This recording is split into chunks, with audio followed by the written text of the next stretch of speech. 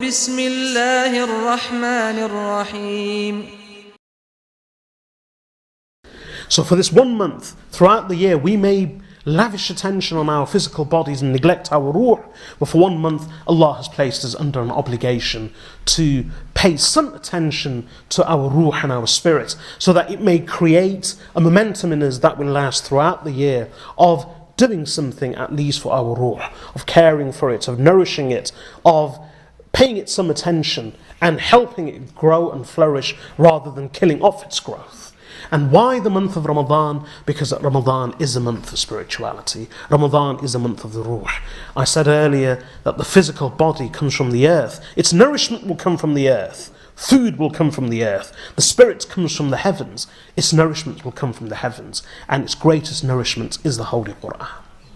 The Quran is the nourishment of the ruh and its spirit and the spirit.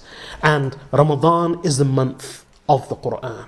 And not just the Quran. We learn from a hadith later by Imam Ahmad ibn Hanbal in his Musnad that all the major scriptures that were revealed to the prophets ﷺ, the Injil to the prophet Isa, the Torah to the prophet Musa ﷺ, and even the Suhuf, the scriptures of Sayyidina Ibrahim ﷺ, as well as the Holy Quran, all of the major scriptures were revealed to the prophets in the month of Ramadan. And as we know about the Quran, why is Laylatul Qadr so great? Why is Ramadan great? Ramadan is partially great because of Laylatul Qadr. Why is Laylatul Qadr great?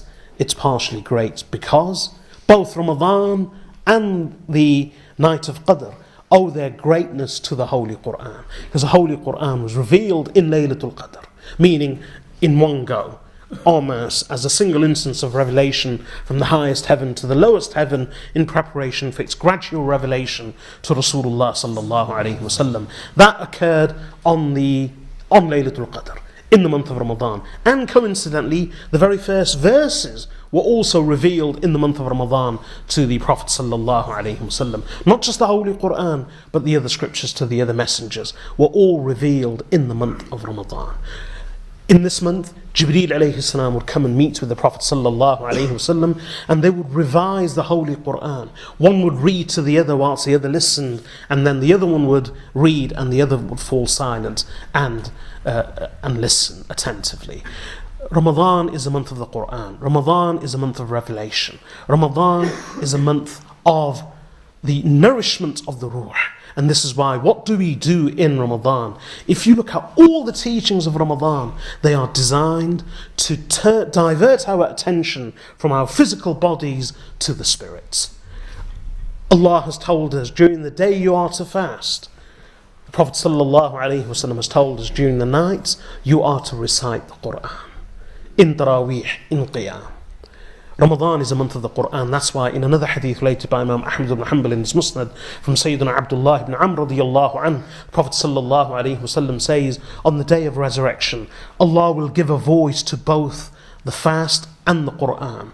And the fast will speak up and say, "O Allah, I prevented this servant of yours from his food and drink and from indulging in his pleasures during the day because he was preoccupied in fasting for your sake, in me. O Allah, accept my intercession on his behalf." Then the Quran will speak up and say, "O Allah, I prevented the servant of yours from resting throughout the night because he was preoccupied in my recitation for your sake. O Allah, accept my intercession on his behalf." Rasulullah sallallahu alayhi wasallam says, فَيَشَفَّعَانِ, both the Quran and the fast, their intercession will be accepted by Allah.